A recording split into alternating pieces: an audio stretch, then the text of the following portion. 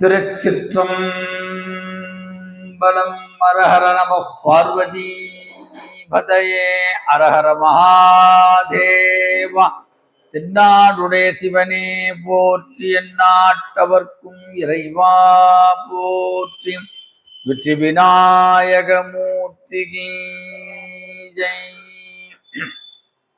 காஞ்சீனூபுரரத்ன கங்கணலசத்கேயூரஹாரோஜ்வலாம் காஷ்மீராருணகஞ்சு காஞ்சிதகுசாம் கஸ்தூரிகா சச்சிதாம் கல்ஹாராஞ்சிதாஸ்தயுக்மலசிதாம் காருண்யகல்லோலினீம் காமாட்சீம் கலயாமி கல்பலதிகாம் காஞ்சிபுரி தேவதாம் காமாரி காமாம் கமலாசனஸ்தாம் காமிய பிரதானோ விரதாம் கங்கணபூஷஸ்தாம் காஞ்சி நிவாசம் கனக பிரபாசம் காமாட்சி தேவிம் கலயாமி சித்தே. விநாயகனே வெவ்வினையை வேறறுக்க வல்லான், விநாயகனே வெட்கை தணிவிப்பான், விநாயகனே விண்ணிற்கும் மண்ணிற்கும் நாதருமாம் தன்மையினார் கண்ணிற் பணிமின் கனிந்தே. எழும்போதும் வேலுமயிலும் என்பேன், எழுந்தே மகிழ்ந்து தொழும்போதும் வேலுமயிலும் என்பேன். முருகா உனைத் தொழுதே உருகி உருகி அழும்போதும் வேலும் மயிலும் என்பேன். அடியேன் விழும்போதும் வேலும் மயிலும் என்பேன். செந்தில் வேலவனி திருச்செந்தூர் முருகனே. பெற்றதாய்தனை மகமறந்தாலும், பெற்றதாய்தனை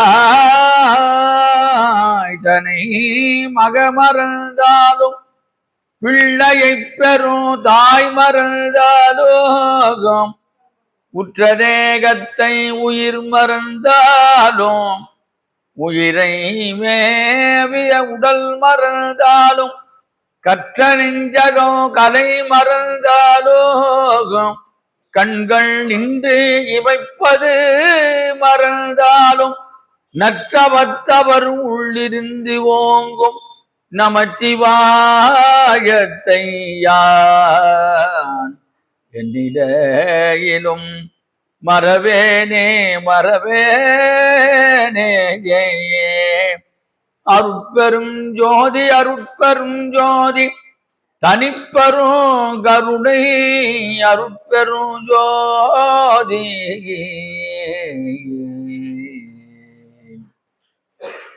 மற்று பன்றனக்கின்றே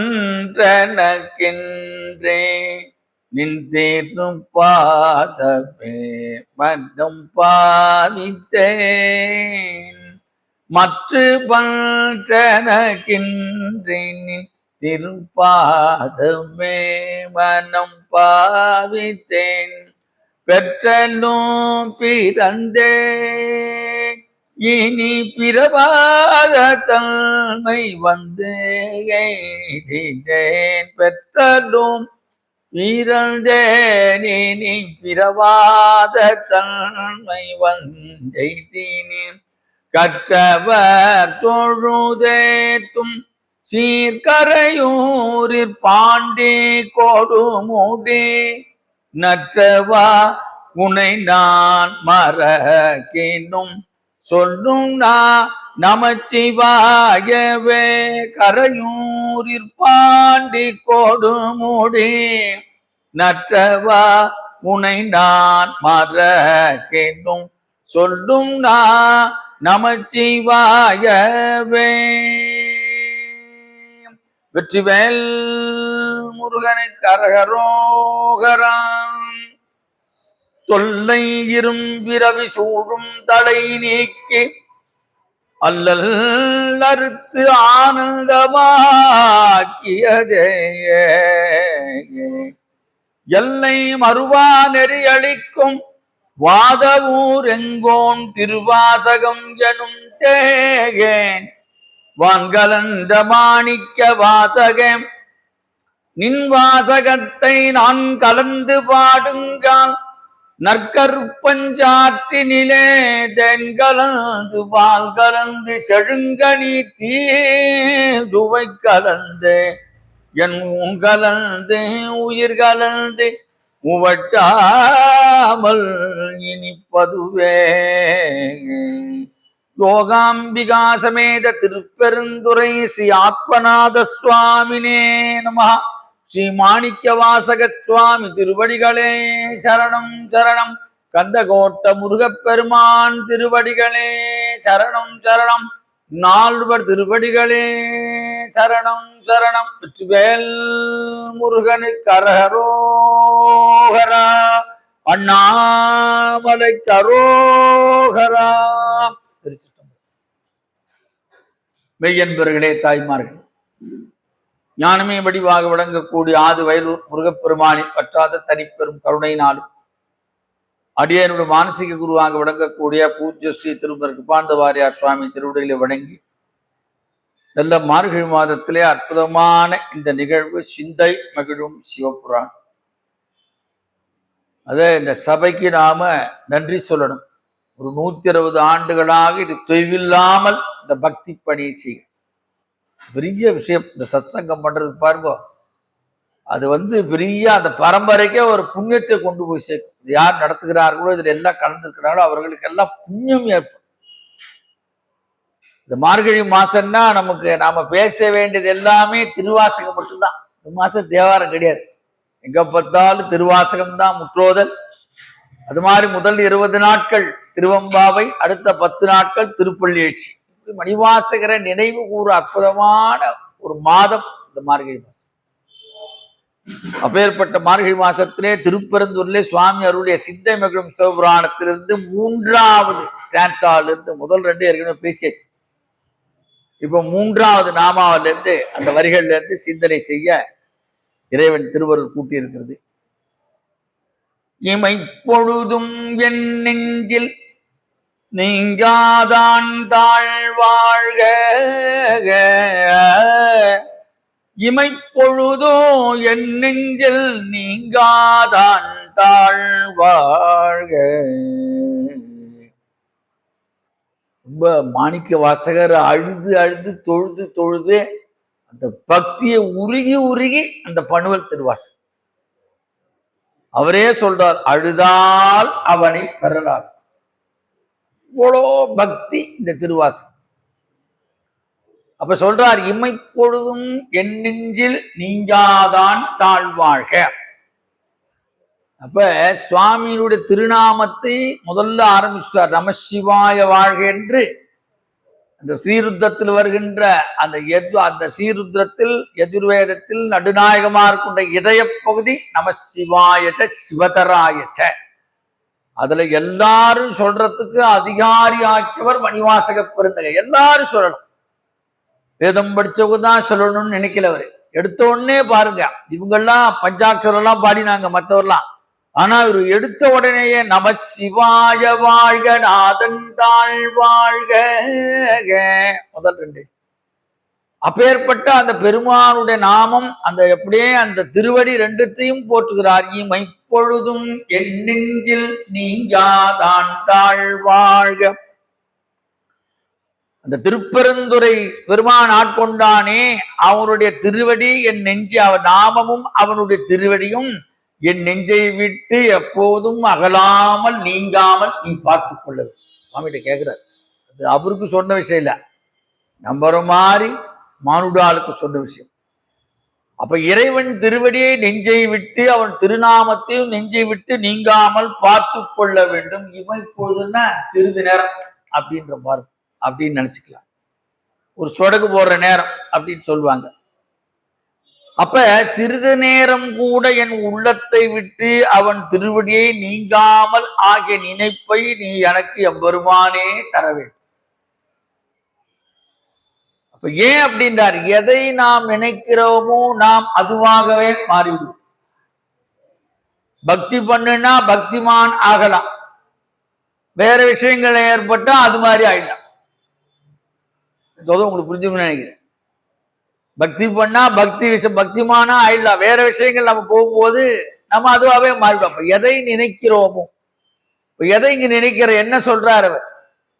எக்காலத்தும் இறைவன் திருநாமத்தையும் இறைவன் திருவடியே நினைக்க வேண்டும். அததான் சொல்றார், எதை நாம் நினைக்கிறோமோ அதுவாக ஆகிவிடுவோம். ஆக இமைப்பொழுதும் என்பது கண் சிமிட்டுகின்ற நேரம். அப்படி துடிக்குது பாரு. அதுக்கு கூட ஒரு டைம் மேனேஜ்மெண்ட். எல்லாத்துக்கும் நம்மளுடைய தர்மத்துல காலத்துளி என்று சொல்ற, அது ஒரு காலத்துளி. அதனால்தான் இங்க நேரம் என்பது ரொம்ப முக்கியமானது.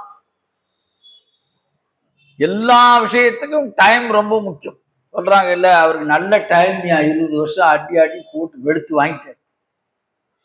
நல்ல நேரம் கெட்ட நேரம், கெட்ட நேரம் வராம இருக்கும்னா அது நல்ல நேரத்துல இறைவனை நாம நினைத்து கொண்டே இருக்கிறோம். அதுக்கு ஏற்பட்ட மாசம் தான் இந்த மார்கழி மாசம்.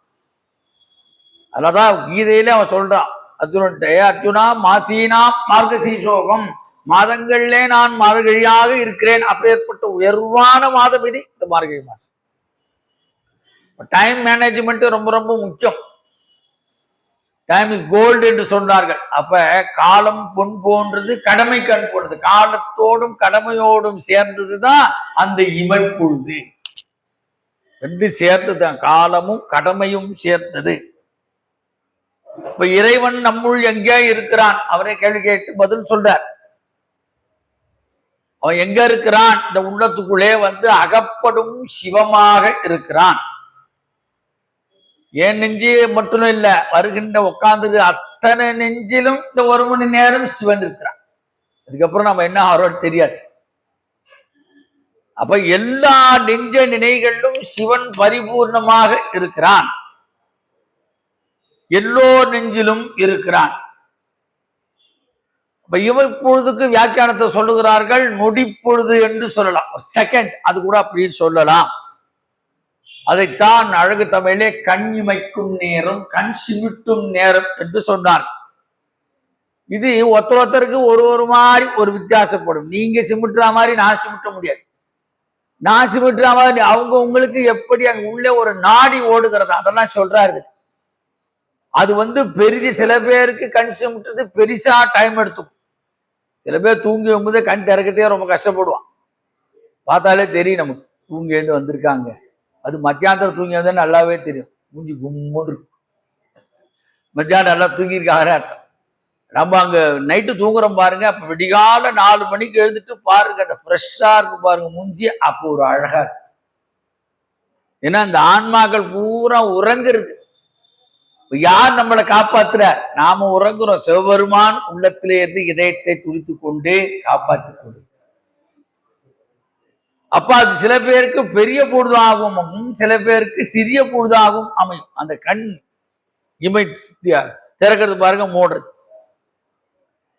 அப்ப இவங்க சொல்றார் மாணிக்க வாசகர், ஆகவே இமைப்பொழுது என்பது மிகச்சிறிய இமைகள் பொருந்தும் நேரம். மிகச்சிறிய கொஞ்ச நேரம் தான். அப்ப இந்த இமைகள் இயங்குவதற்கு நாடி என்று ஒன்று இருக்கிறதா? நல்லா தெரிஞ்சுக்க, இமைகள் இயங்குவதற்கு நாடி ஒன்று இருக்கிறது. இது ஜனாந்தினம் இந்த நாடி நம்ம இறக்குற வரைக்கும் இந்த நாடி அடித்து கொண்டே இருக்கு. பாக்குறாங்கல்ல, பல்ஸ் எவ்வளோ இருக்கு? 72வா? ரைட். ரொம்ப லோ பல்ஸா இருக்கா? எல்லாருக்கும் சொல்லிடுங்க. சொல்றாங்க இல்லையா? நாடி, ரச நாடி, இது நிறைய சித்த வைத்தியத்துல வேற மாதிரி இருக்கும், அலோபதி. ஆனாலும் எல்லா டாக்டரும் பல்ஸ் பார்ப்பாங்க, நாடி எப்படி ஓடிட்டு இருக்கு. இது தினம் தினம் நடக்கும் நிகழ்ச்சி. இதுக்கு பேர் என்ன சொல்றார் மணிவாசகர்? இதற்கு நாத சக்தி என்று பெயர். இந்த நாத சக்தி இப்ப நம்முடைய எவ்வளவு உடம்புல இருக்குன்னா 72,000 நாடி நரம்புகளிலும் இயக்கின்ற நாத சக்தி. சிதம்பரம் பானம் உங்களுக்கு போனா தெரியும். 21,600 முறை நாம மூச்சு விடுறோம். 72,000 ஆணி அடிச்சிருக்கோம். அது மாதிரிதான் வள்ளலாறு அங்க வடலூர்ல கட்டியிருக்கார் போது. ஆக இந்த நாத சக்திக்கு உட்படுத்தான் நமது உடல் உறுப்புகள் இயங்குவதற்கு தயாராகின்றன. அதுதான் நம்மள மெயின்டைன் பண்ணுது. காலையில 4 மணிக்கு இப்ப நம்ம மார்கழி மாசம் எழுந்துடுறோம். அது பழக்கப்பட்டவங்க வருஷம் முழுக்க 4 மணிக்கு எழுந்துருவாங்க. இந்த பழக்கம். அப்ப எழ முடியாவிட்டாலும், உடல் களைப்பாக இருந்தாலும் 4 மணி அளவிலே அவர் விழிப்பு நிலைக்கு வந்துடுவார். அந்த நாத சக்தி தானாக அலாரம் வச்சு தூங்கிட்டு இருப்பான், லெப்டால அப்படியே அடிச்சிருவான், அது பாட்டு அடிச்சுட்டே இருக்கும். ஆனால் சில பேர் அலாரம் வைக்காமல் மனசுக்குள்ளே அலாரத்தை வைக்கிறார்கள். அந்த நாத சக்தி இத்தனை மணிக்கு அதை நாம எழுந்திருக்கிறோம் நினைத்து கொண்டு படுத்தால் சரியாக தானாக நாத சக்தி நம்மளை தூயில் எழுப்பிடும், ஆட்டோமேட்டிக்கா வந்துடும். அது வேணா நீங்க பண்ணி பாருங்க. 4 மணிக்கு நான் எழுந்திருக்கணும்னு சொல்லிட்டு படுங்க, 4 மணிக்கு எழுந்து. அலாரம் இல்லாமல் நாத சக்தியில் எழுந்திருப்பவர்களும் இந்த அளவு இருக்கிறார்கள். அலாரமே வேண்டாம், 4 மணிக்கு டான்னு எழுந்துருவாங்க. அப்ப எத்தனை மணிக்கு படுக்கணும்? 9:30க்கெல்லாம் நீங்க வாழ்க்கை மேச போனா இங்க கொடுக்குற டிஃபனை சாப்பிட்டு படுத்துட்டா 4 மணிக்கு ஆட்டோமேட்டிக்கா எழுந்து. அதைத்தான் சொன்னான், சித்திரமும் கைப்பழக்கம், செந்தமிழும் நாப்பழக்கம், வைத்ததோர் மனப்பழக்கம். இந்த வைத்ததோர் மனப்பழக்கம் தான் அந்த நாடி சக்தி வேலை செய்கின்ற நேரம். இந்த மனசுல பதிவாயிடும். அதைத்தான் முதல்ல சொன்ன, நாம் எதை நினைத்து எதை செய்கிறோமோ அதுவாகவே ஆகிவிடுவோம். அவ படுக்கும் போதே நினைக்கிறோம், நாளைக்கு நாம கந்தக்கோட்டத்துக்கு போனோம், 4 மணிக்கு அபிஷேகத்தைன்னா 3:30 நம்ம எழுந்துருவோம். 3 மணிக்கு எழுந்து குளிச்சுட்டு அப்புறம் தான் 4 மணிக்கு உள்ள போக முடியும். அதைத்தான் சொன்னார்கள், சித்திரமும் கைப்பழக்கம், செந்தமிழும் நாப்பழக்கம். நல்ல தமிழ் நல்லா பேசணும். நாபிலேந்து வரும். சில பேருக்கு வராது, வாழைப்பழம் தான் சொல்ல, வாழைப்பழம். நல்லா வந்துட்டு ஆயுள் ஜாஸ்தி. நல்லா தெரிஞ்சுங்க, தமிழுக்கு எவ்வளோ நன்றா உச்சரிக்கிறோமோ எல்லாருக்கும் ஆயுள் ஜாஸ்தி. பிரம்மா எழுதுறத விட ஜாஸ்தியாவே சாமி கொடுத்துருவார், தெரிஞ்சுக்கோ. அதுதான் வைத்ததோர் மனப்பழக்கம். அந்த நாத சக்தி வந்து எழுப்பும். அப்ப சொல்றார், அந்த நாத சக்தியானது என்னை இயக்கி கொண்டே இருக்கிறது. அப்ப விழிப்பு, கனவு, தூக்கம் என்ற 3 நிலையிலும் நம்மை அது தொடர்புபடுத்துகிறது. அந்த ஆதார சக்தியே ஆத்மாவாகிய சிவபெருமானின் இறைசக்தி. அதனால்தான் பாரதி சொன்னான், ஆதாரம் சக்தி என்றே அருமறைகள் கூறும், யாதாரும் தொழில் புரிவான் யாதும் அவள் தொழிலாம், நம்பினோர் கெடுவதில்லை 4 மறை தீர்ப்பு, அம்பிகை சரண் புகுந்தால் அதிக வரம். எல்லாத்துக்கும் ஒரு ஆதார சக்தி வேணும். அந்த ஆதார சக்தி எனக்கு சிவபெருமான் திருப்பெருந்துறை சிவபெருமான் இடத்திலே வந்தது. நெஞ்சி நினைத்தவுடன் இமைகள் விரியத் தொடங்கின. அதனால்தான் அந்த எப்படி நாம நினைக்கிறோமோ அதுவாக ஆகிவிடுவோம்.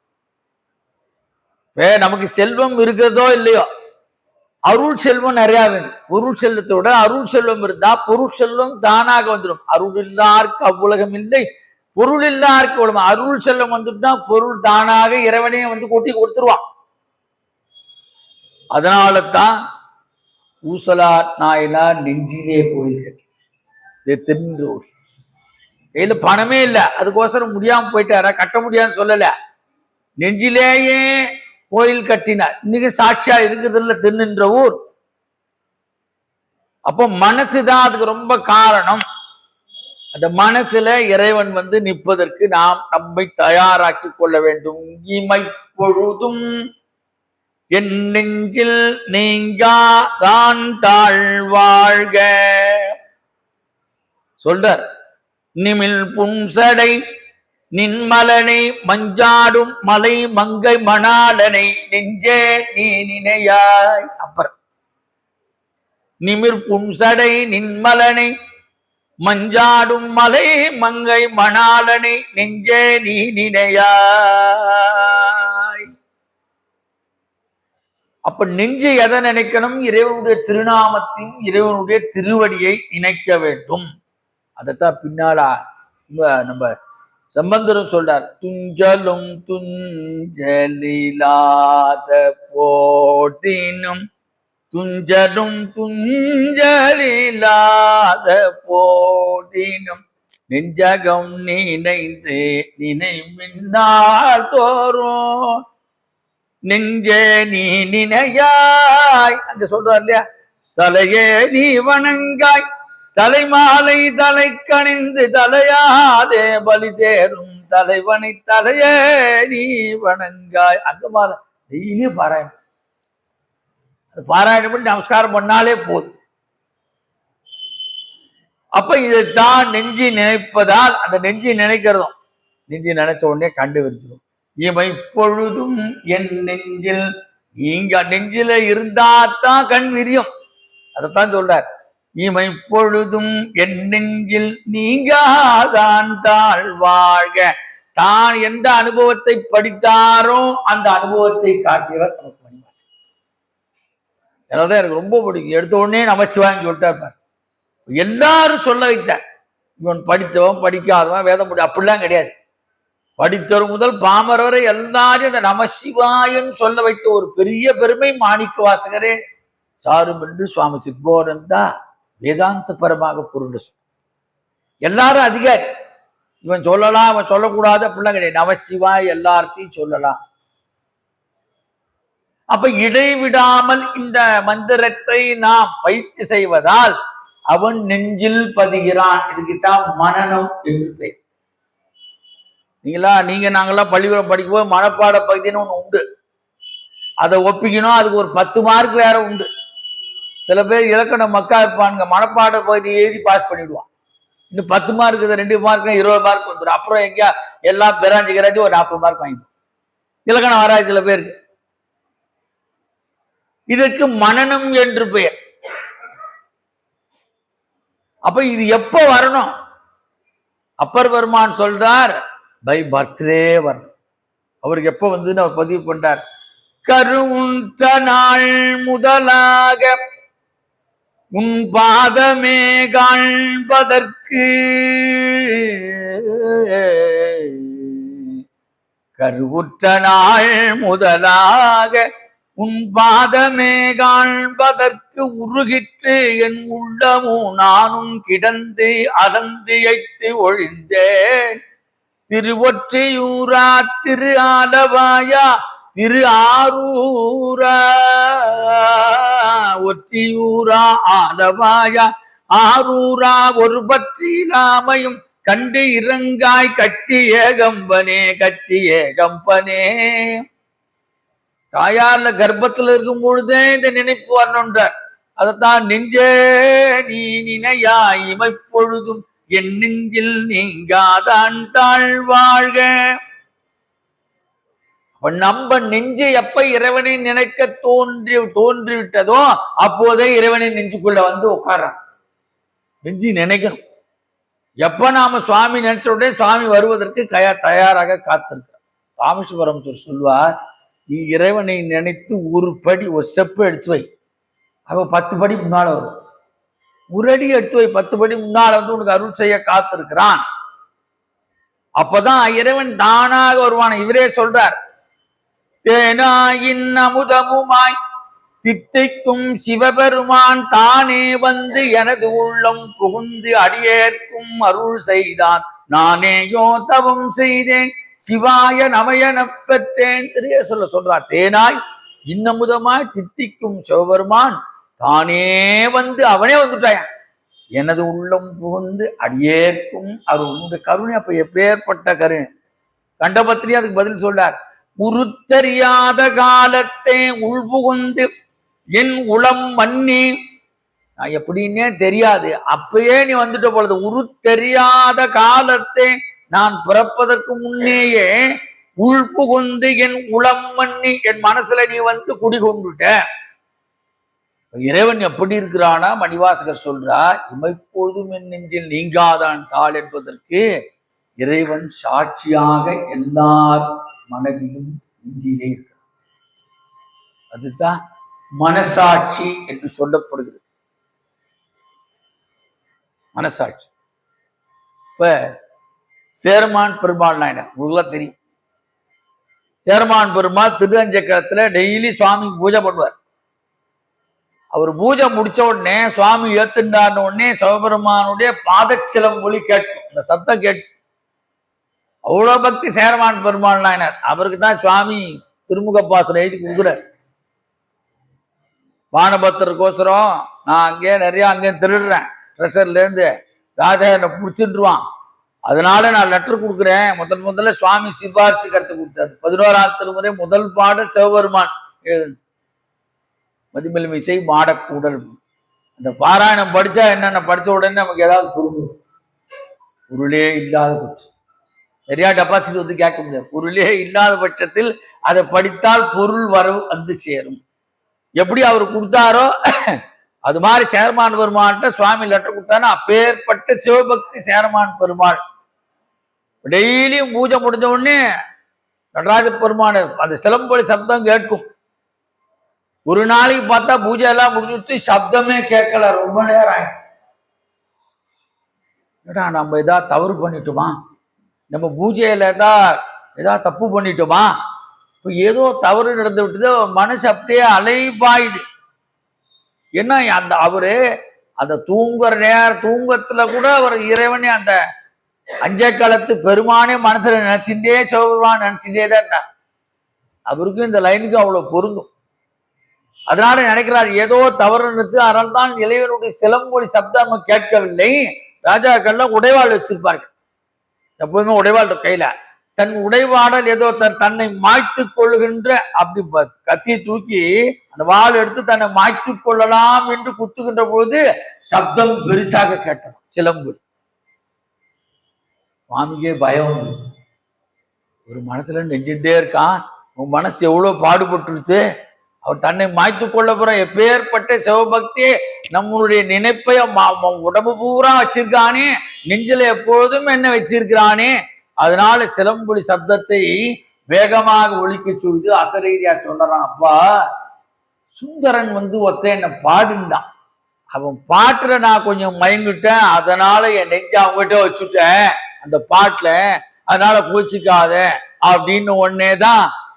அப்புறம் தான் இவரு சுந்தரன் நிற்பானார். எதுக்குன்னா சுவாமியே பாருங்க அந்த பாட்டுல அந்த நெஞ்சை கொண்டு போய் சுந்தரர் பாடும் போது நெஞ்சங்க வச்சிருக்க.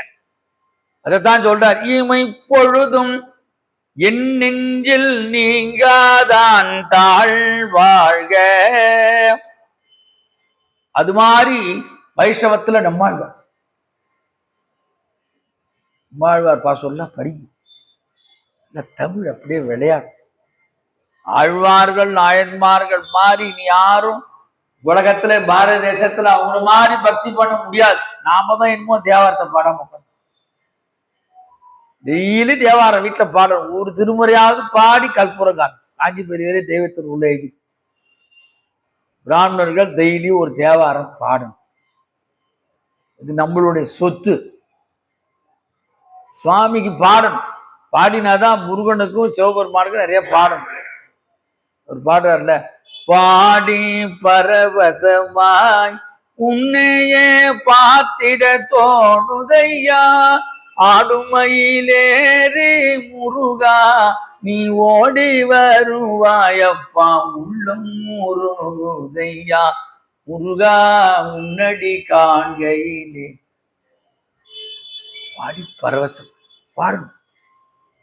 அது மாதிரி நம்மாழ்வார் பாருங்க, எந்த கஷேத்திரத்தும் போல அவர் அந்த புளிய மரத்தடியிலே தபஸ் பண்ணி அங்கேயே இருந்து 108 திவ்ய தேசங்களும் அங்கேருந்தே பாடிட்டார். இந்த கஷேத்திரத்துக்கு அவர் போல எல்லாம் அந்த புளிய மரத்து பொந்துக்குள்ளேருந்தே உட்கார்ந்து 108 திவ்ய தேசம் பாடுகிறார்னா அவருடைய மனம் எப்பொழுதும் பெருமான் திருமாலுடைய திருவடியே நினைத்து கொண்டு இருந்தது. திருக்கோளூர் பெண்பிள்ளை ரகசியம் அதுல சொல்றார், கண்ணன் எப்படி வர்ணிக்கிறார், உண்ணும் சோறு பருகு நீர் தின்னும் வெற்றிலையும் எல்லாம் கண்ணல் எம்பெருமான் என்றென்றே கண்கள் நீர் மல்கி. நான் சாப்பிடுற சாப்பாடு, உண்ணும் சோறு நான் குடிக்கின்ற தண்ணீர், நான் தின்னுகின்ற போடுகின்ற வெற்றலை எல்லாம் எனக்கு கண்ணனாக தெரிகிறது.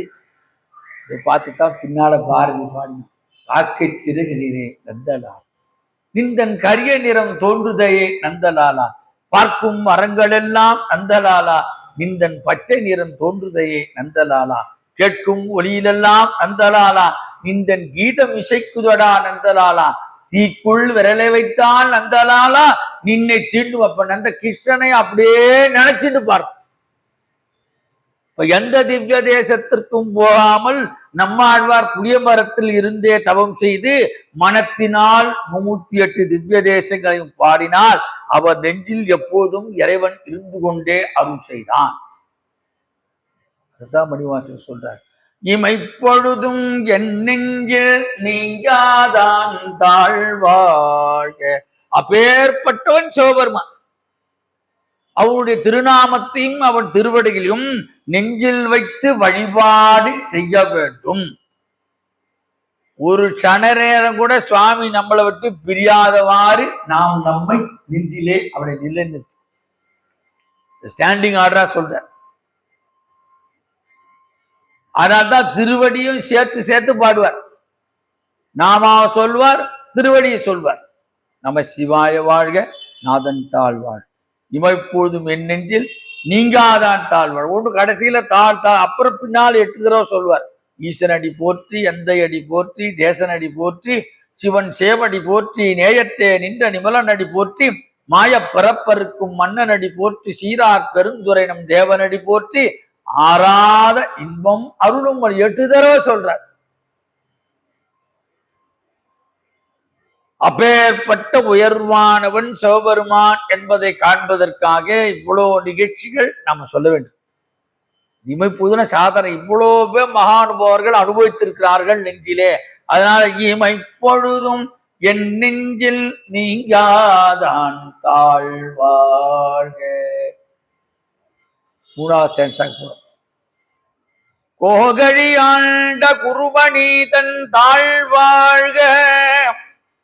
கோகழி ஆண்ட குருமணி தன் தாழ்வாழ்க.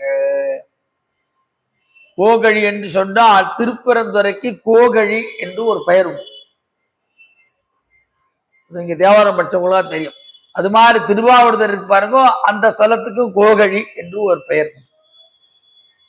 அதுக்கு வடமொழியிலே கோமுக்தீஸ்வரம் என்று பெயர் திருவாவடுதுறைக்கு. அம்பாள் கோமாதாவா இருந்து பெருமானை அடைந்தார். கோ பசுவாக இருந்து சுவாமியை அடைந்தார். அங்கேயும் மாசிலாமணீஸ்வரர் தான் எங்க திருவாவடுதுறையா. இங்கேயும் மாசிலாமணீஸ்வரர் திருமுல்லவாயில. 2த்தையும் அவர் பாடியிருக்கார் சுந்தரர். மாசிலாமணியே மறைப்பொருள் பாடுறாரு. அதனால திருவாவடுதிற்கும் கோகழி என்று ஒரு பெயர் உண்டு. ஆனால் நாம இந்த இடத்துல திருப்பெருந்துறையைத்தான் கொள்ள வேண்டும். சப்ஜெக்ட் திருப்பெருந்துறையில் தான் இது பாடப்பட்டது. அதனால இன்னொன்னு கோகழி என்று சொன்னால் பெருமானங்க அருள் செய்த குருந்த மரத்தையும் குருகிறது. அங்கதான குருந்த மர நேரத்தில் தான் அது உட்கார்ந்து இருக்கார் சிவபெருமான் ஞானாசிரியனாக. இந்த திருப்பெருந்துறைக்கு என்ன ஒரு சிறப்புனா, மாணிக்க வாசர் வருவதற்கு முன்பே சிவபெருமான் அங்கே இருக்க ஞானாசிரியாக இருந்து கொண்டே அந்த எப்படி தில்லைவாழ் அந்த 3000 இருந்தார்களோ அது மாதிரி அங்கே நம்பிமார்கள் இருந்தார்கள். அந்த நம்பிகள் குழந்தைகளுக்கு வேதங்களையும் ஆகமங்களையும் பாடங்களாக சொல்லிக் கொடுத்தார் என்று திருப்பெருந்துறை வரலாறு பற்றி சிங்காரவேலு முதலியார் அபிதான சிந்தாமணியை சொல்லியிருக்கிறார். இல்ல கேள்வி கேட்பாங்க, எங்க சொன்னேன்? அதில் திருப்பெருந்துறை வரலாறுல சொல்றார். அபிதான சிந்தாமணின்னு ஒரு நூல். இதை பார்த்தீங்கன்னா எல்லா விஷயம் இருக்கும். இவ்வளோ பெருசு இருக்கும். தூக்கம் வரலன்னா தலையிலுக்கு வச்சு தூங்கலாம். 2 கிலோ இருக்கு அந்த புஸ்தகம். இப்போ 1000 ரூபாய் ஆயிடுச்சு. நான் வாங்கும்போது 300 ரூபா. இப்போ 1000 ரூபாய் ஆயிடுச்சு. அதுல இல்லாத விஷயமே கிடையாது. உத்தரகோசம் அங்கேன்னா நீங்க அதை படிச்சு நேரம் மேடைக்கு போகலாம். அவ்வளோ விஷயங்கள் தத்துவார்த்தமாக போட்டிருக்கிறார். அப்ப கோகழி என்பது குருந்த மரத்தையும் குறிப்பிடுகின்றது. அப்ப குருந்த மரத்தின் அடியில் அமர்ந்திருந்த நல்லாசிரியரான ஞானாசிரியராக பரமசிவனை கண்டார் மணிவாசன். பார்த்த உடனே இவருக்கு ஒண்ணுமே ஓடவே இல்லை. எங்கேயோ குதிரை வாங்க தானே போறார். மாணிக்க வாசர் எப்போ வருவார்னு அவர் காத்திருந்தார். சில சிஷ்யனு போறது சில குருமார்கள் காத்திருப்பார். அதே மாதிரி ஆதிசங்கர பகவத்பாதாளுக்கு நர்மதா நதிக்கரையிலே அவருடைய குருவான கோவிந்த பகவத்பாதர் காத்து கொண்டிருந்தார். பாருங்க, காலடியிலேருந்து அங்க போறார். இவர் மதுரையிலேருந்து இங்க போறார் குதிரைவாங்க. அவர் காலடியிலேருந்து போறார். கோவிந்த பகவத்பாதர் அவர் தான் ஆதிசங்கருக்கு குரு. நர்மதா நதிக்கரையில எப்போது வருவான் என்று காத்துக்குவான். குருவை பார்த்த உடனே ஒரு 10 ஸ்லோகம் பாடினார். இதெல்லாம் அப்பேற்பட்ட உயர்வான ஸ்தோத்திரம். இந்த நர்மதா நதி வெள்ளம் வரும்போது அந்த குரு இருக்கிற வரைக்கும் வெள்ளம் வந்துருத்தான். தன்னுடைய ஒரு ஸ்லோகத்தை சொல்லி கமண்டலுள்ள நர்மதா நதியை அடக்கிட்டாருன்னா அப்ப குரு அப்படியே ஆகா நல்ல சிஷ்யன் கிடைத்தேன், உன் வருவதற்காக சங்கரா நான் காத்துக் கொண்டிருந்தேன். அப்படி அவருடைய வரலாறு. அது மாதிரி இங்க மணிவாசகன் எப்போது வருவான் என்று குருமணத்திலே ஞானாசே இருக்கக்கூடிய சிவபெருமான் காத்து கொண்டிருந்தான். எப்படி ஆதிகுரு தட்சிணாமூர்த்தியிலே கல்லால மரத்தில் இருந்து கொண்டு கீழே இருந்து கொண்டே சனகாதி முனுக்கு அருள் செய்தானோ அதுபோல அதே கோலத்தோடு இந்த குருந்த மரத்தடியிலே திருப்பரந்துரை வந்து மணிவாசகருக்கு குருமணியாய் சிவபெருமான் அருள் செய்தார். நாம தெரிஞ்சுக்க வேண்டிய விஷயம், குரு வணக்கமே இறைவனுக்கு. குருதான் நமக்கு அஞ்ஞானத்தை நீக்கி ஞானமயமான வெளிச்சத்திற்கு அழைத்து செல்கிறான். அஞ்ஞானம்னா இருட்டு. என்னால சொல்வார், அஞ்ஞானம் தன்னை அகல்விக்கும் நல்லறிவே. ஞானம்தான் ரொம்ப முக்கியம். அந்த ஞானம் வந்துடுத்துனா பக்தி மார்க்கம் வந்துடும். அதுதான் வரமாட்டேன்றது, எல்லாம் புஷ் பண்ண வேண்டும். பகவானே சொல்றார், ரமண பகவானே அருணாச்சலத்தில் பாடும்போது சொல்ற அக்ஷமோனையில, ஞானம் இல்லாது உன் ஆசையார் தளர்வர ஞானம் தெரித்தருள் அருணாச்சலா.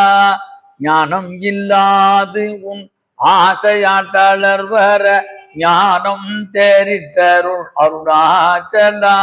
அருணாச்சல சிவ அருணாச்சல சிவ அருணாச்சல சிவ அருணாச்சலா. குருதான் அஞ்ஞானமாக இருட்டிருந்து ஞானமயமான வெளிச்சத்திற்கு அழைத்து செல்கிறான். ஞானத்தை போதித்து அருள் செய்கிறான். ஏன் குருக்கு அவ்வளவு சொல்றார்னா, ஆணவம் கண்மம் என்ற 3 மலங்களையும் குருவின் திருவருளால் தான் நீங்க குரு பார்க்க கோடி புண்ணியம். ஜாதகத்துல கூட நல்ல குருபலன் வந்தாதான் சீக்கிரம் கல்யாணம் ஆகும், நல்ல நிகழ்வுகள் கிடைக்கும். அதனாலதான் தேவகுருக்கு பிரகஸ்பதி என்று பெயர். அந்த பிரகஸ்பதி ஆகிற குருவே திருச்செந்தூர்ல இருக்கிற முருகனை குருவாக ஏற்று வழிபாடு செய்தார். தன்னுடைய தகப்பனுக்கே சுவாமிநாத சுவாமியானான் சுவாமி மலையில. அதனால்தான் அதுக்கு குருமலை என்று பெயர். குருவே தெய்வம், குருவே பந்து அப்படின்னு பாடல்கள்லாம் பாடுறது. குருவே தெய்வம், குருவே பந்து, நம்மளோட எப்பொழுதும் இணைந்திருப்போம். அப்ப நம்மிடம் உள்ள ஆணவ மலத்தை போக்கி ஞானத்தை குருவினால் மட்டுமே செய்ய முடியும், தர முடியும். அதுதான் குரு பிரம்மா குரு விஷ்ணு குரு தேவோ மகேஸ்வரா குரு சாட்சாத் பரம் பிரம்ம தஸ்மை ஸ்ரீ குரவே நமஹ. குரவே சர்வலோகானாம் விஷஜே பவரோகிணாம் இதயே சர்வ வித்யானாம் ஸ்ரீ தட்சிணாமூர்த்தயே நமஹ.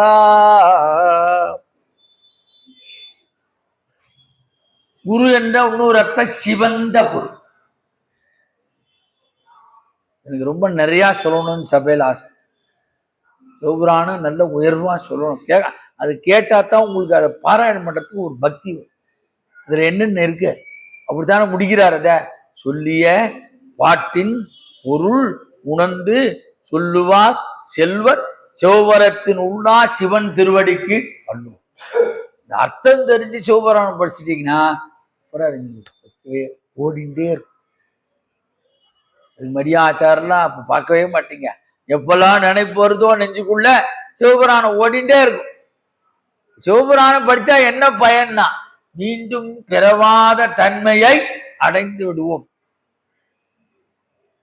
முந்தை வினை முழுதும் ஓய உரைப்பல் யான் சிந்தை மகிழோ சிவபுராணம் தன்னை. சிந்தை மகிழ் வேற போடக்கூடாதா? அறிவு அப்படியே ஞானத்தை கொண்டு கூட்டார். முந்தை வினை, எவ்வளோ வினை இருக்குன்னு தெரியாது. நம்ம என்னென்ன ஜென்மால என்ன கர்மா பண்ணினமோ, எவ்வளோ பண்ணுமோ, புண்ணியம் இருந்தா வேற லைன் போயிடும்.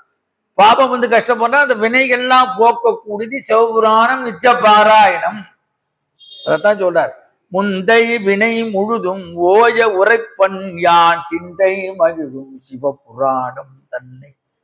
குரு என்பதற்கு சிவந்த பொருள் என்று ஒரு அர்த்தம்.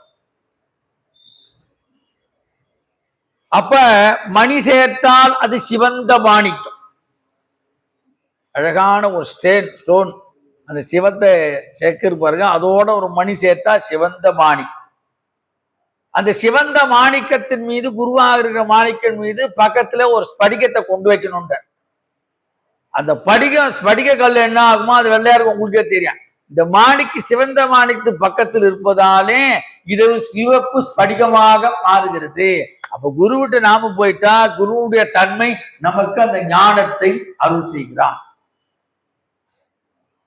நமக்கு ஏதாவது ஒரு சித்தி பெறணும்னா குரு மூலத்தான் சித்தி பெறணும்.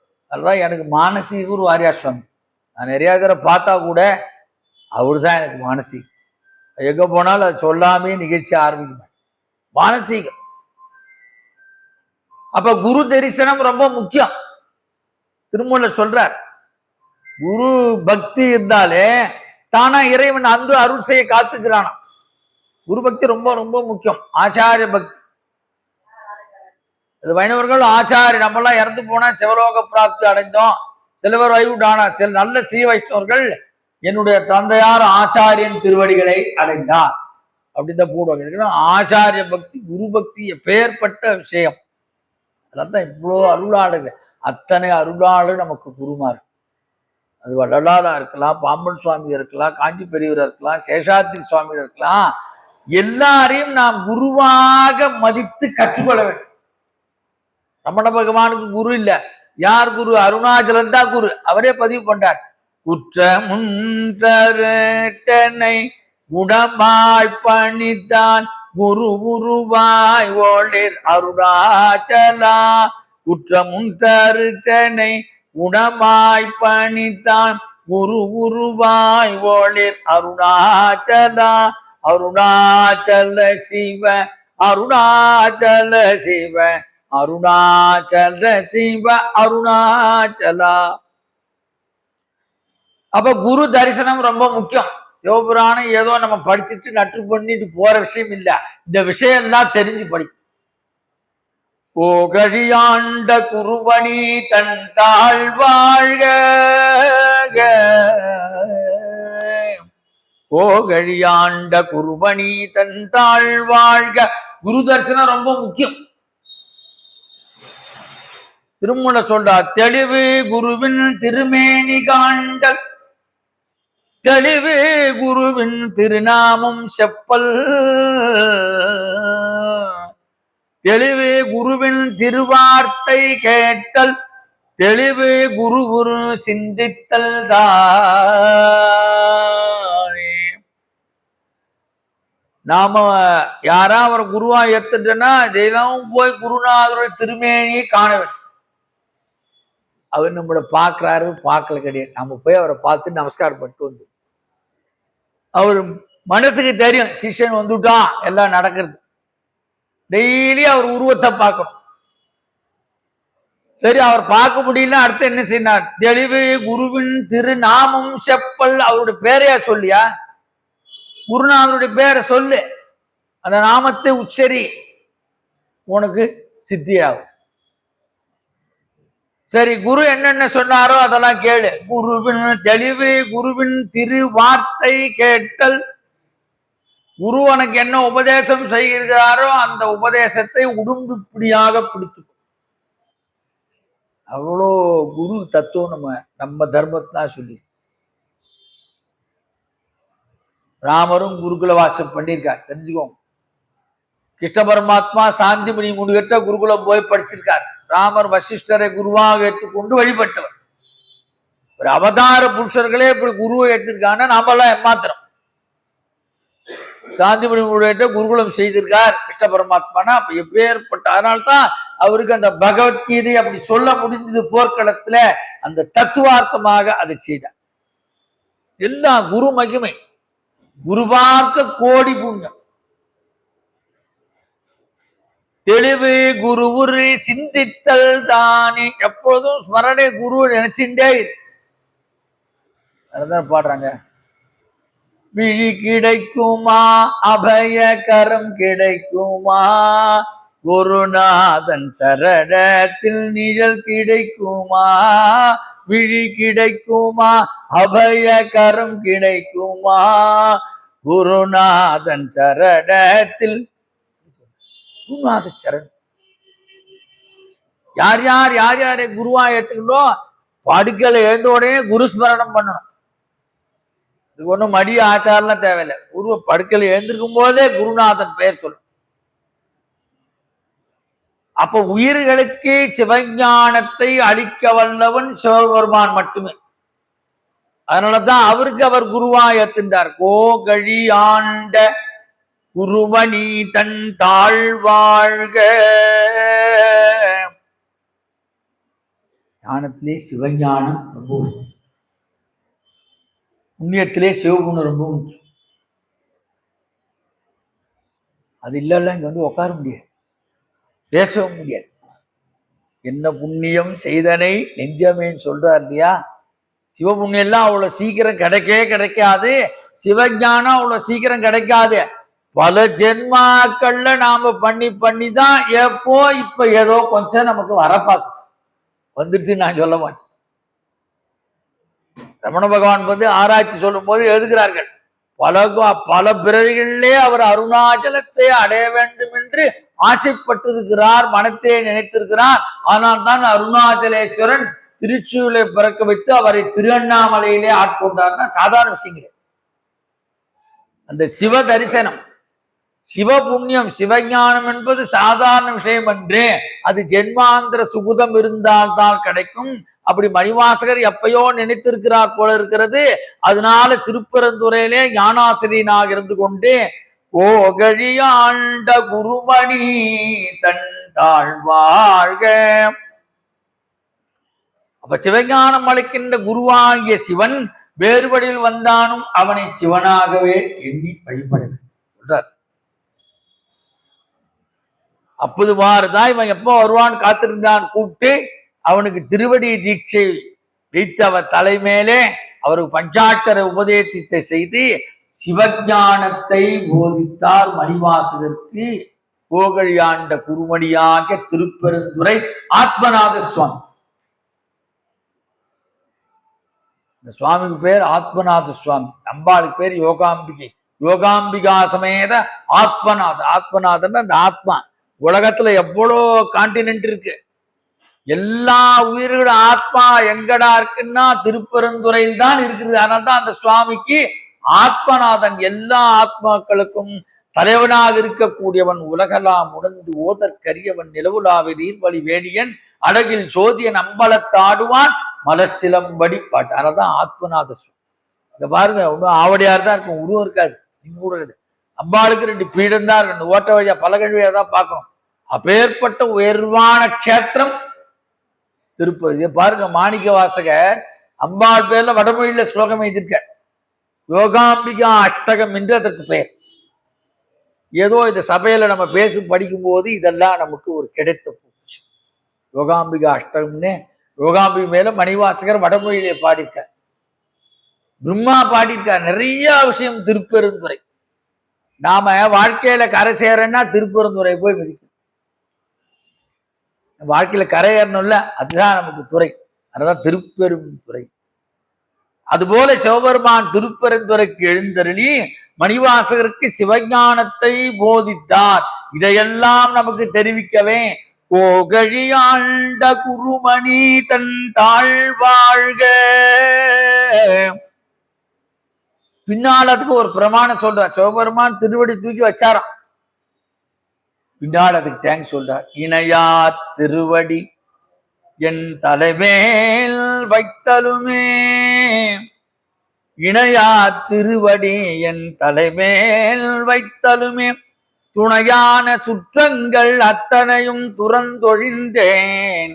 அணையார் புனல் தில்லை அம்பலத்தே ஆடுகின்ற புனையாடன் சீர்வாடி பூவல்லி கொய்யாமோ பூவல்லி கொய்யாமோ. திருப்பூர்ல பதிவு சொல்றார். அவர் அந்த திருவடி தீட்சை கொடுத்து அந்த பஞ்சாட்சர உபதேசம் சொந்த பந்த எல்லாத்தையும் மறந்துட்டாராம். துணையான சுற்றங்கள் அத்தனையும் துறந்து ஒழிந்தேன். இப்ப பரமேஸ்வரனுடைய நெஞ்சும் திருவடியுமே இருந்தது. இமைப்பொழுதும் என் நெஞ்சல் நீங்காதான் தாழ்வாழ்க. ஞானாசிரியனா ஆட்கொண்டதை சொல்றார். கோகழி ஆண்ட குருமணி தன் தாழ்வாழ்க. அப்பேற்பட்ட பெருமான் திருப்பெருந்துறையிலே குருந்து மரத்தினிலே எனக்கு ஞானாசிரியாக அருள் செய்தான் என்பதைத்தான் கோகழியாண்ட குருமணி தன் தாழ்வாழ்க.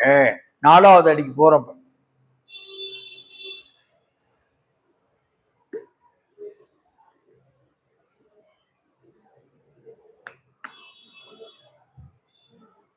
திருச்சிற்றம்பலம். ஆகமும் ஆகி நின்று அன்னிப்பான் தாழ்வாழ்க. ஆகமும் ஆகி நின்று அன்னிப்பான் தாழ்வாழ்க. டஃப்பான லைன். இது ரொம்ப பேசினாலும் கஷ்டம், பேசாட்டாலும் கஷ்டம். அவன் டிபேட்ல பல கேள்வியில பக்தி தான் நம்ம பார்க்கணும். தமிழ்நாட்டில் 276 சிவாலயம் பாடல் பெற்றது. அதுல ஒரு கோயில் ஒரு ஆகமத்தை சார்ந்து இருக்கிறது. நான் படிச்ச வரைக்கும் சொல்றேன். ரொம்ப ஆராய்ச்சிக்கெல்லாம் நான் போல. ஆனா இறைவனே ஆகமஸ்வரூபமாகத்தான் இருக்கிறார். ஆகமம் ஆகி நின்று அன்னிப்பான் தாழ்வாழ்க. ஆகமம் என்பது இறைப்பேரின்பத்தை அடைய செய்யும் ஒரு நூல். இறைவனுடைய மூச்சு காற்றாக எது இருக்கிறது சொன்னால் வேதங்களே இறைவனுடைய மூச்சு காற்றாக இருக்கிறது.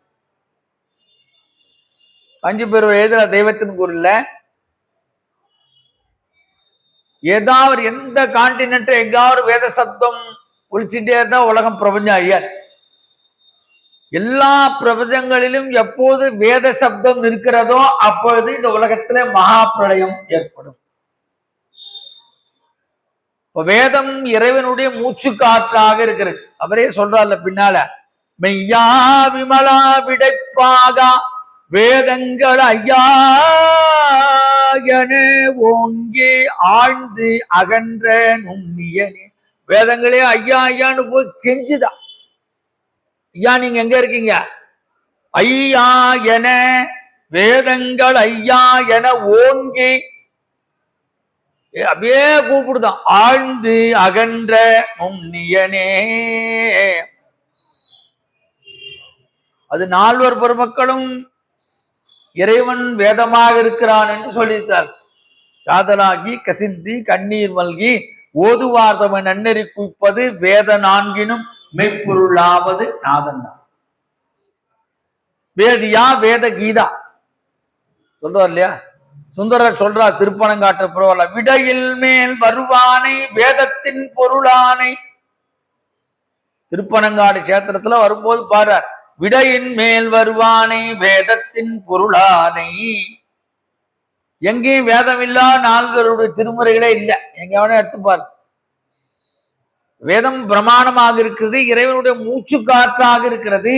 எப்ப நமக்கு மூச்சு காற்று நின்றவுடன் நம்மை அனுப்பிவிடுகிறார்களோ, உலகத்தில் வேத சப்தம் என்ற மூச்சு காற்று நிற்கின்ற பொழுது இந்த உலகத்தில் மகா பிரளயம் ஏற்படும்.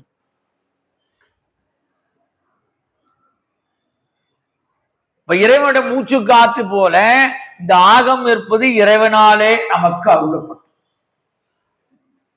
சிவபெருமன் எண்ணிலா ஆகமங்கள் ஏம்பினான். திருமூல சொல்றார், பின்னால பார்ப்பது.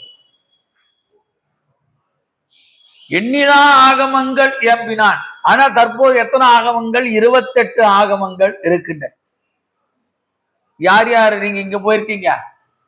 விருத்தாச்சலம் போயிருக்கீங்களா? யாராவது போலையா? போனா போயிட்டு வாங்க. 28 ஆகமங்களுக்கு 28 சிவலிங்கம் இருக்குது விருத்தாச்சலம். 28 ஆகமத்து 28 சிவலிங்கம் போய் பார்த்துட்டு வாங்க. பெரிய புண்ணியம். இது கேட்ட புண்ணியம் அங்க போய் பெற்றுக்கோங்க. கரெக்டா நான் சொல்றதே? ஆமா, வைகையில போங்க, இறங்குங்க. நிறைய ட்ரெயின் போகுது, பக்கத்துமே தான். ஆமா, விருத்தாச்சலம். இதெல்லாம் மெசேஜ் சொல்லணும் உங்களுக்கு. அப்ப இந்த சிவாகமங்கள் சிவபெருமானாலே உருவாக்கப்பட்டவை என்ன சுவாமி கிட்டே தான் வந்தது. அது மாதிரி சில ஆகமங்களை சுவாமி அம்பாளுக்கும் ரகசியமாக பராசக்தியான பார்வதிக்கும் உபதேசம் செய்திருக்கிறார். அதுக்கு தேவி காலோத்தர ஞானம் என்று பெயர். ரமண பகவான் அதுக்கு உரை செய்திருக்கிறார். நான் மதுரையில் அதை பத்தி பேசினேன். ரமண பகவான் சொற்பொழில இந்த சப்ஜெக்ட் கொடுத்துதான். அந்த தேவி காலோத்தர ஞான விசார படத்திலே எப்படிலாம் அம்பாளுக்கு சுவாமி இந்த ஆகமத்தோட பெருமையை அவ்வளவு அற்புதமாக சொல்கிறார். அததான் உங்களுக்கு கோயில்ல போனா ஏன் சக்தி அந்த மனம் ஒன்று ஆன்மாக்கள் ஒடுங்குகின்ற என்று சொன்னால் ஆன்மாக்கள், லயம் என்று சொன்னால் ஒடுங்குது. ஆகமுறையினாலே கட்டப்பட்ட கோயில்களுக்கு நீங்கள் போகும்போது சீக்கிரம் உங்களுக்கு இறையருள் கிட்டும். பக்தியில அப்படிதான் சொல்லணும். இதை பத்தி ஒன்றும் ஆராய்ச்சி பண்ணிட்டு இருக்காங்க. இந்த 28 சிவாகமங்கள்ல 9 ஆகமம் மட்டும் நந்தியம்பெருமானுக்கு கிட்டியது. காரண ஆகமம், காமிக ஆகமம், வீர ஆகமம், சித்தமாகமம், வாதுளமாகமம், வியாமல ஆகமம், காலோத்தராகமம், சுப்பிரம ஆகமம், மகுடாகமம் என்பது இப்படி 9 ஆகமங்கள் நந்தியம்பெருமானுக்கு கிட்டியது என்று உரை படிக்கின்ற போது எழுதியிருக்கிறார். இந்த ஆகங்கள் முறைப்படிதான் பெரிய சிவாலயங்கள்ல இன்றடக்கும் பூஜை நடத்தப்படுது. நான் போன வாரம் ஒரு கஷேத்ராடன் போயிருந்தேன். தியாகவல்லின்னு ஒரு ஊர், பரங்கிப்பேட்டைக்கு முன்னால இறங்கி லெப்ட்ல பைபாஸ் போட்டு உள்ள இறங்கி போவோம். கிட்டத்தட்ட ஒரு 3000 ஆண்டு பழமையான கோயில். அகஸ்தியர் பூஜை பண்ணிருக்கு. கடற்கரை விட்டு அங்கேருந்து பார்த்தா கடற்கரை பார்க்கலாம். மணலால் அங்கே பூஜை பண்ணும்போது பிடிக்கிறாரு, உருவாகல. உடனே மூலிகை சாரெல்லாம் எடுத்து பிடிச்சு வைத்தார், செட் ஆயிடுச்சு. 6 கால பூஜை நடக்கிறது. திருச்சோபுரம் என்று அதுக்கு தேவாரத்தில் பெயர். ஞானசம்பந்த படிக்க அதுக்கு தியாகவல்லி என்று ஒரு பெயர். அற்புதமான க்ஷேத்திரம், போய் பார்த்துவாங்க. இதெல்லாம் சொல்ல முடியாது. போய் நான் அதை அந்த தலங்களை பார்த்துட்டு 2 நாள் நான் யார்ட்டுமே பேசவே இல்லை. மனசுல அவ்வளோ ஒரு அந்த ஆன்மீகன் சொல்றதா அது என்னன்னு தெரியல, எனக்கு சொல்ல முடியல. மனம் அமைதியாக இருந்தது. 48 மணி நேரம் இவ்வளோ அந்த அந்த வைப்ரேஷன் கிடைக்குது நமக்கு. ஏன்னா ரொம்ப அகஸ்தியர் பூஜை பண்ணியிருக்காங்க. அப்ப 6 கால பூஜை நடக்குது. இன்னைக்கு சுத்தமான கிராமம். நம்மளாம் போய் அங்க பார்க்கணும். சிவாச்சாரியர் ஏதாவது பொருள் கொடுக்கணும். அந்த அரசாங்க சார்பில் அது வேற விஷயம். டெய்லி 6 காலம் பூஜை பண்றாரு இல்லையா? எவ்வளவு மழை பெய்து ஏதாவது நிறுத்துறாங்களா? எவ்வளவு விசேஷமான ஸ்தலம். அது மாதிரி 276 சிவாலயத்துல சிலெல்லாம் ஆகம முறைப்படி சில கோயில்கள் கட்டப்பட்டிருக்கின்றன. அதுதான் சொல்ல, சிவ ஆகமங்கள் முறைப்படிதான் பெரிய சிவாலயங்களிலே பூஜை நடத்தப்படுகிறது. அது மாதிரி வைஷ்ணவத்துக்கும் ஆகம் உண்டு. பாஞ்சராத்திரம், வைகானச ஆகம். திருப்பதியில ஒரு ஆகம் இருக்கும், ஸ்ரீரங்கத்துல ஒரு ஆகம் இருக்கும். அவங்களுக்கு ஆகம் உண்டு. ஆகம் இல்லாம பூஜை கிடையாது. அவங்களுக்கு வைகானசம், பாஞ்சராத்திரம் என்ற ஆகம் உண்டு. அது பிரகாரம் தான் பூஜை எல்லாம் செய்யப்படுது. அது போய் அவர் இப்படியே கேட்கிற நம்ம கேள்வியெல்லாம் கேட்க முடியாது. எல்லாம் இறைவனாலே சொல்லப்பட்ட இந்த ஆகமங்கள். பாடம் வாத்தியார் சொல்லித்தர, நமக்கு என்ன தப்பா சொல்லி தருவார் இல்லையா? ஞானாசிரியர் தப்பே சொல்ல மாட்டான். நம்ம வாய் மூடின்னு போகணும். அதுல போய் ஆராய்ச்சி பண்ணக்கூடாது. அப்ப தேவி காலோத்தரத்தில் ஞான விசாரப்படும் என்ற நூலில் ஆகமம் பற்றி சிவபெருமான் அம்பாளுக்கு உபதேசம் செய்யப்பட்டதாக சொல்லப்படுகிறது. அவ்வளவு உயர்வானது ஆகும். மாணிக்கவாசகர் தான் சொல்ல. அவரும் சொல்றார், வேதமோடு ஆரங்கம் ஆனாய் போற்றி. பெருமான் சொல்றார் இல்லையா? இந்த ஆகமங்கள் எங்கே அருளப்பட்டு தெரியும். நாம அது ஆகமங்கள் தென்னாட்டில் மகேந்திரபுரில் இறைவனாலே அருளப்பட்டது. நான் சொல்லல, மாணிக்கவாசகர் பதிவு பண்றார். மண்ணு மாமலை மகேந்திரம் மதனில் சொன்ன ஆகமம் தோற்றுவித்து அருளியும்.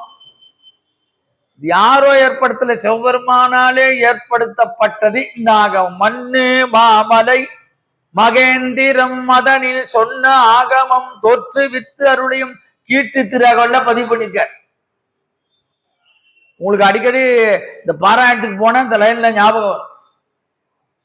போற்றி திருவகள் கீர்த்தி திருவள்ள சொல்றார், மண்ணு மாமலை மகேந்திர மதனில் சொன்ன ஆகமம் தோற்றுவித்து செம்பெருமானாலே அங்கதான் இந்த ஆகமங்கள் தோற்றுவிக்க அருள் செய்யப்பட்டன. இன்னொரு ஸ்பெஷாலிட்டி, வேதத்தை விட மனிதனுக்கு பல உபயோகமான குறிப்புகள் ஆகமத்தில் உள்ளன. திருமூலர் சும்மா சொல்லிட மாட்டார், இன்னிலா ஆகமங்கள் ஏம்பினார். வேதத்தில் சொல்ல சில புரியாத விஷயங்களுக்கு ஆகமத்தில் புரிகின்ற பதில் இருக்கிறது. வேதத்தில் பொருள் காணாத பகுதிகளை விளக்கும் சிறப்பு ஆகமத்திற்கு உள்ளது. சிவாச்சாரிய பூஜை பண்ணா நம்ம போய் அதை கேட்க முடியாது. அந்த ஆகமத்தை படித்தவர்கள் அவர்கள் அந்த பூஜை பண்ணுகிற போது சிவன் வேறல்ல அவர்கள் வேறு அந்த நிலையில்தான் பூஜை செய்வார். ஆத்ம பூஜையெல்லாம் உண்டவாள் இல்லை. சிவாச்சாரியெல்லாம் பாருங்க, கும்பாஷத்துக்கு போனா வாழையில போட்டு பூஜை சிவ பூஜை பண்ணி ஆத்ம பூஜை பண்ணி இந்த பூஜையெல்லாம் பண்ணிட்டு அப்புறம் தான் உள்ள வருவாங்க. அவங்கள மூஞ்சியை பார்த்தாலே தெரியும் பல பல பலன். சுவாமி நாம எவ்வளோக்கு எவ்வளோ இருக்கோ முகம் நல்ல பிரகாசமா இருக்கும். ஏன்னா உள்ளத்துல அழுக்க ஏற இல்லையா. உள்ளங்கரும் கோயில் ஊனுடம்பே ஆலயம் வள்ளல் விரானார்க்கு வாய் கோபுர வாசல் தெள்ளத் தெளிந்தார்க்கு ஜீவன் சிவலிங்கம் கள்ள புலனைந்தும் காளா மணிவிளக்கேய சொல்ற திருமூலர்.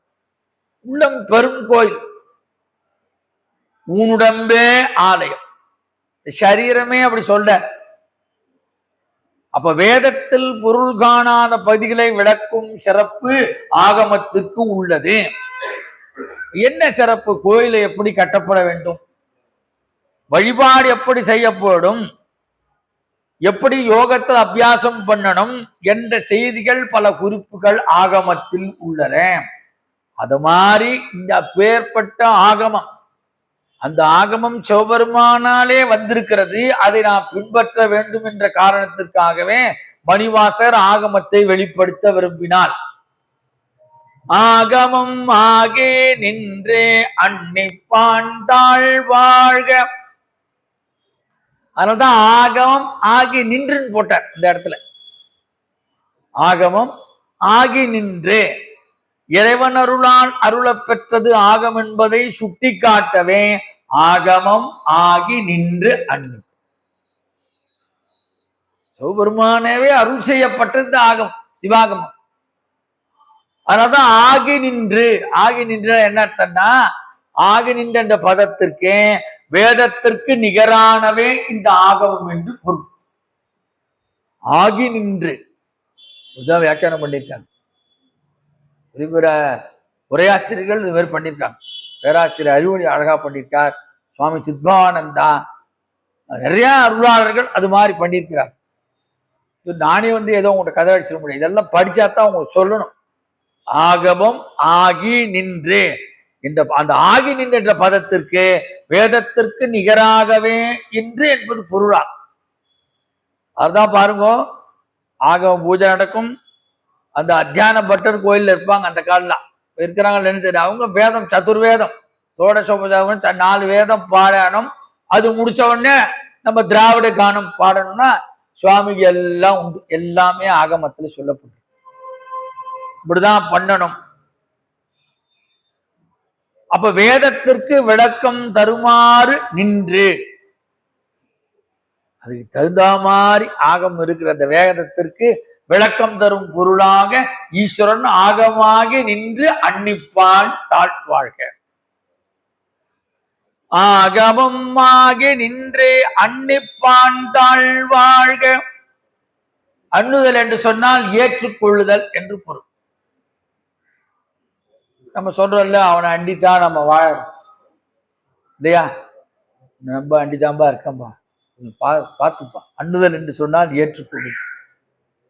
இந்த மாதிரி பூஜை பண்ணா சிவபெருமான் ஏற்றுக்கிறார். அண்ணுதல். இப்ப இதுக்கு வேற மாதிரி கொஞ்சம் உதாரணம் சொல்ற. நல்லா சாப்பிட்றோம் நம்ம, சில இடத்துல கார் எடுத்துன்னு போய் எங்கேயோ சாப்பிட்றோம், பைபாஸ்ல ஒரு இடத்துல சாப்பிட்றோம், டேஸ்டா சாப்பிட்றோம். அப்ப சுவையான உணவை வாய் ஏற்றுக்கொண்டு வயிற்றுக்கு கொண்டு செல்கிறது. மாணிக்கவாசகர் சொல்றார், அது மட்டும் சுவை இல்லையா, சாப்பாடு சாப்பிட மட்டும் சிவபெருமானி சுவையாக இருப்பவன் சொல்றாரு. அண்ணுதல், ஏற்றுக்கொள்ளுதல். அவனை ஏற்றுக்கொண்டால் நாம் சுவையாக இருப்போம், அவனும் நம்மை சுவையாக வைத்திருப்பான், சுகமாக வைத்திருப்பான். சாப்பாட்டு எப்படி ருச்சி சாப்பிட்டு பண்றோமோ அது மாதிரி இறைவன் சுவையாக இருப்பவன். நம்மை அவன் அண்ணி வருவதால் அவனுக்கு அன்னிப்பான். வண்டி வரா சொல்றார், நிறைய இடத்துல பதிவு பண்ணிருக்காங்க.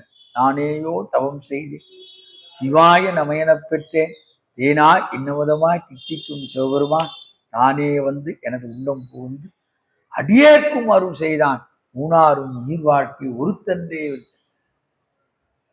ஒன்றும் போயாத நாயனை உய்ய கொண்ட நின் கருணை சொல்றார் இல்லையா. ஒன்றும் போயாத நாயனை உய்ய கொண்ட நின் கருணை. நான் நாய் போன்றவப்பா, எனக்கு நீ அருள் செய்தவன், எதுக்கும் லாய்க்கு இல்லை. நான் ஞாயிற்கடையாய் கிடந்த அடியேற்கு தாயிற் சிறந்த தயாவான தத்துவனே சொல்றார் இல்லையா. தாயினும் மேலானவன் இறைவன். அவன் அம்மா கூட கொஞ்ச நாள் தான் பால் கொடுப்பாங்க, பசுமாடு கொஞ்சம் நிறைய கொடுப்பான். ஆனா இறைவன் எப்போதும் காப்பாற்றி கொண்டே இருக்கிறான். பால் நினைந்தூட்டும் தாயினும் சால பறிந்து ஊனினை உரிக்கும் உள்ளறி பலிக்கும் உலப்பிலா ஆனந்தமாய தேனினை சொரிந்து புறம் புரிந்த செல்வமே சிவபெருமானே, யானுடை தொடர்ந்து சிக்கன பிடித்தேன், எங்கே இனி எழுந்தருள்வது நீயே சொல்ற. எவ்வளோ ருசிச்சிருப்பார். அதுதான் சொல்ற, அன்னிப்பான் தாழ்வாழ்க. நம்மை அவன் அன்னி வருவதால் அன்னிப்பான். அப்ப யோகம், பாவனை, அர்ச்சனை, மந்திரம், அகப்பூஜை முதலியவற்றை மிகவும் எடுத்து கூறியதால் ஆகமம் நமக்கு இன்றியமையாததாக ஆகிறது. அப்பேற்பட்ட உயர்வான விஷயங்கள் யோகத்தினாலே, பாவனையினாலே, அர்ச்சனையினாலே, மந்திரம் சொல்லி அகப்பூஜைன்னா உள்ளத்துல கொண்டாடுறது. பூசலா நாயனார் மாதிரி முதல்ல சுவாமி அகத்துல கொண்டு வரணும், அப்புறம் தான் பூஜை பண்ணணும். அகத்துல கொண்டு வரதெல்லாம் சிவாச்சாரிய செய்வாங்க. தன்னுடைய அகத்துல சொல்லி பூஜை பண்ணும் போது அவரே சிவனாக மாறி விடுகிறார். அகப்பூஜை முதலியவற்றை மிகவும் எடுத்து கூறியதால் ஆகமம் நமக்கு இன்றியமையாததாகிறது, இன்பமாக ஆகிறது. ஒரு வியாக்கியானகர்த்தா ஒரு விஷயம் எழுதுறார், அதுல நோட்டு. இறைவன் திருவுள்ளம் இருந்தால்தான் இதை ஒரு மனிதன் பெற முடியும். எல்லாருக்கும் வந்துடாது. முதலே சொன்ன பாருங்க, தவம் செய்தால்தான் சிவத்தை நினைக்க முடியும். தவம் செய்திருக்கணும். யசோதை தவம் செய்தால் கண்ணனை சீராட்டினார். என்ன தவம் செய்தனை யசோதை எங்கும் நீரை பரபிரம்மம் அம்மா என்றழைக்க, என்ன தவம் செய்தனை, பரபிரம்மத்தை அம்மா என்று அழைக்க என்ன தவம் செய்த. தவம் செய்தால்தான் சிவத்தை அடை. அப்ப இறைவன் திருவுள்ளம் இருந்தால்தான் இதை ஒரு மனிதன் பெற முடியும். அதற்காகவே அவன் திருவடி, அவன் தாளலை வாழ்த்தி ஆகமும் ஆகி நின்று அன்னிப்பான் தாழ்வாழ்க. சிவலோகத்தில் எம்பெருமான் சதாசிவமூர்த்தியாய் இருந்து ஆகமங்களை பிரணவர் முதலானவர்களுக்கு உபதேசித்து அவற்றை பூலோகமாந்தர் அறியும்படி உரைத்த போது ஸ்ரீகண்ட பரமசிவமாக இருந்து உணர்ந்த அதை கேட்ட நந்தியம்பெருமான் மெய்யுணர்வோடு அதை உணர்ந்தார். அதுதான் சிவாச்சாரியர்கள் சொல்லுவாங்க, சதாசிவ சமாரம்பா ஸ்ரீகண்டாச்சாரிய பர்யந்தாம் அஸ்மத் ஆச்சாரிய பர்யந்தாம் வந்தே குரு பரம்பரா. ஸ்ரீகண்டனை சொல்லாம சொல்ல மாட்டாங்க. ஸ்மார்த்தர்கள் என்ன சொல்வார்கள், சதாசிவ சமாரம்பாம் சங்கராச்சாரிய மத்தியமாம் அஸ்மத் ஆச்சாரிய பர்யந்தாம் வந்தே குரு பரம்பராம். உங்கள் ஆதிசங்கரை சொல்வார்கள், அவர்கள் ஸ்ரீகண்ட சொல்வார். சொன்னாத்தான் ஆகமம் நிற்கும். அப்ப திருமூலர் இதை பற்றி ஆகமங்களை பற்றி 9 தந்திரங்களாக திருமந்திரத்திலே சொல்றார். பெற்றாகமம் காரணம் காமிகம் உற்றனல் வீரம் முயற்சித்தம் வாதுளம் மற்றும் வியாமள மாங்கு காலோ மத்த வியாமளம் ஆங்கு காலோத்தரம் உற்றன சுப்ரம் சொல்லும் மகுடமே. இப்ப காரணாகி ஆகமம், காமிக ஆகமம், வீர ஆகமம், சிந்தியம் ஆகமம், வாதுள ஆகமம், அப்புறம் 6, 7, 8 சுப்ரபேத ஆகமம், மகுடாகமம் என்பது 9 ஆகமங்களை குறிப்பாக சொல்லுகிறார் திருமூலர் தந்திரங்களால். அது அப்பர் பெருமானே சொல்றார். உள்ளூருக்கு ஸ்தலத்துல பாடும்போது சொல்றார், பேராயிரம் பரவி வானோர் ஏற்றும் பெம்மானை பிரிவிழா அடியார்க்கென்றும் வாராத செல்வம் வருவிப்பானை மந்திரமும் தந்திரமும் மருந்துமாகி. தந்திரம் என்று சொன்னால் ஆகும். மந்திரமும் தந்திரம் மருந்துமாகி தீரானோய் தீர்த்தருள வல்லான் தன்னை திருவுரங்கள் தீயழ தின்சிலை கை கொண்ட ஓராணி புள்ளிருக்கு வேலூராணி போற்றாதே ஆற்றனால் போக்கினேன். செவ்வாய்க்கிழமை நீ சுவாமி கேட்டு வாங்கிட்டார். செவ்வாய்க்கிழமை தான் இன்னைக்கு சுவாமி முருகனும் சுவாமி கேட்டு வாங்கிட்டார் அந்த பாட்டை.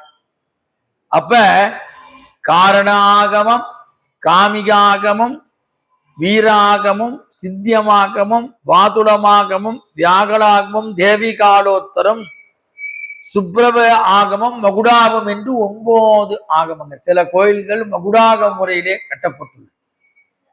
இது அடுத்த தடவை வரும்போது சொல்ற, அதை படிச்சு. ஆ என்பது இங்க ஆகமன்னா என்ன? ஆ என்பது உயிர்களை குறிக்கும்.